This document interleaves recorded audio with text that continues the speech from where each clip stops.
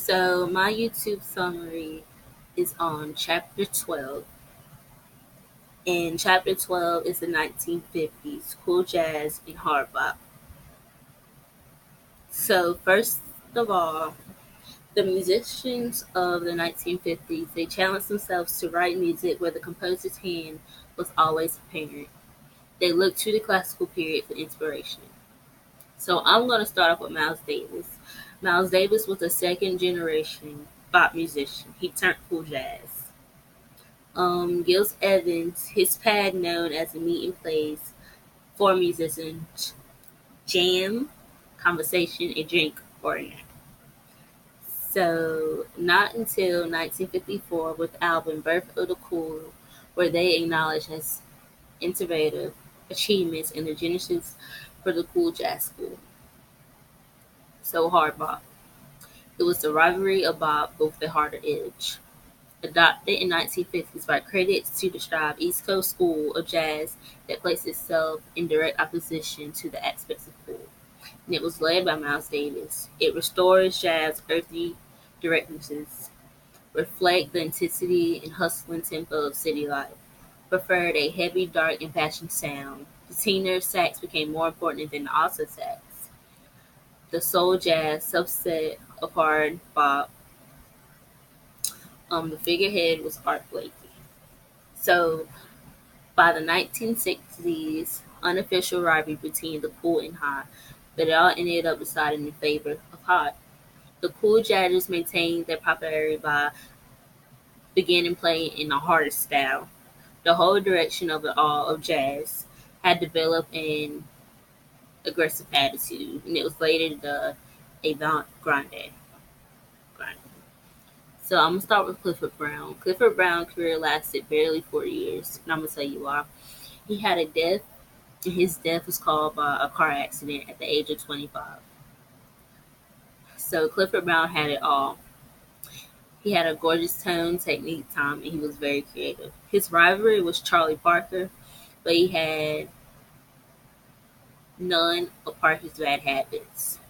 Parker smoked, drank, took drugs, and Clifford Brown inspired other musicians to change the way they lived.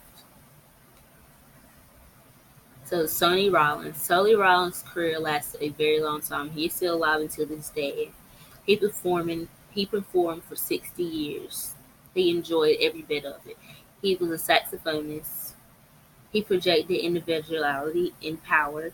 At times when he seemed to reach a artistic peak, he would turn a sharp corner, alternating his sound, and he represented continuity with the jazz past while pointing the way to a promising future. Sonny Rollins was born in Harlem. He put his career on hold for more than 2 years to practice. His solo was characterized by humor. So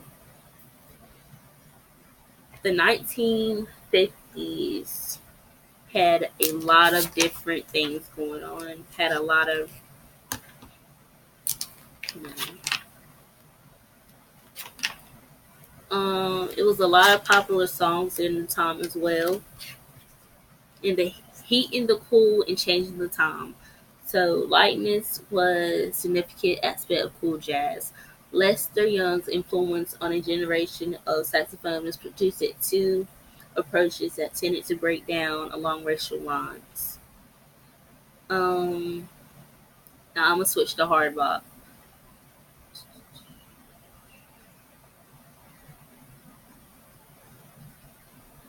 If cool jazz aimed for a light timbre, hard bop preferred a sound that was heavy, dark, and passion.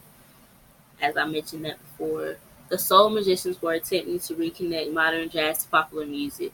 The contrast between cool and hard bop mistakenly was not radical enough to suggest a something like the one that divided swing and bop. For the most part, cool and hard bop represented the natural development of bop in a changing world. Part of the change was technology. Um, so I went over like the main points And that's my YouTube summary.